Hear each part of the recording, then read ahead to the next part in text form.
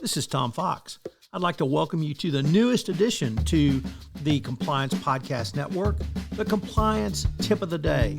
This is the podcast where we bring you daily insights and practical advice on navigating the ever-evolving landscape of compliance requirements. Whether you're a seasoned compliance professional or just starting your journey, my aim in this podcast is to provide you with a bite-sized, actionable tip to help you stay on top of your compliance game. Join us as we explore the latest trends from the Department of Justice, share some best practices, demystify complex compliance issues to help keep your organization doing business ethically and in compliance, and at the end of the day, more profitably. Tune in daily for your dose of compliance wisdom. Let's make compliance a little less daunting, one tip at a time. Now a word from the sponsor of the Compliance Podcast Network, Ethico. In compliance, the value of anonymous reporting is undeniable. But with Ethico, anonymity doesn't mean a loss of connection. Our blinded, two-way communication fosters an environment of trust and confidentiality, encouraging open and honest dialogue. It's not just about receiving reports. It's about understanding the story behind each one, creating a culture of integrity and respect. Transform your approach to anonymous reporting with Ethico. Begin your journey at ethico.com/CPN, where you can book a demo, access an exclusive white paper by Tom Fox titled The ROI of Compliance, and utilize our free ROI calculator. Today, we take up the humble exit interview. The exit interview can be a further mechanism to operationalize compliance. This type of interview is used when someone voluntarily departs the company as opposed to a layoff or reduction in force exercise. Typically, departing employees are more willing to share their experiences, concerns, and issues that led to their departure. So what is the process that you can use an exit interview for? Well, number one, uncover issues. Organizations that conduct exit interviews almost always pursue this goal, but often too fairly narrowly focus on salary and benefits. It's almost always something else that employees want to talk about. Two, employees understand employees' perception of the work itself.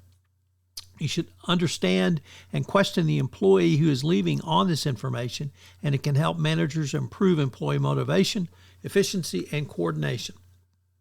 Three, gain insights into managers' leadership styles and effectiveness. Leadership style is an important reason that many employees depart, and they will often talk to you about this in the exit interview. Learn about HR benchmarks at a competing organization. While salaries and compensation are usually not the driver of departures, they do play a role. So use this opportunity to benchmark. 5, foster innovation by soliciting ideas for improving your organization. This can go beyond simply asking for experience to cover broad areas, and take a deep dive to figure out what employees want. And finally, number 6, create lifelong advocates for your organization. This is perhaps the most inventive, yet in many ways the most basic goal of an exit interview. Treating departing employees with dignity and respect and gratitude may well encourage them to recommend their former companies to potential employees going forward. You want the employee to leave as an ambassador and a customer for your company going forward.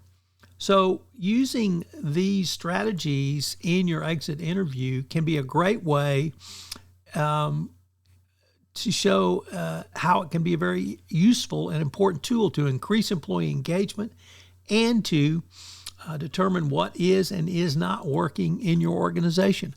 In other words, you can use the exit interview to improve your corporate culture going forward. And frankly, it's a tool that is way underutilized for that purpose, so consider it. This month's sponsor of the Compliance Podcast Network, including this podcast, is Ethico.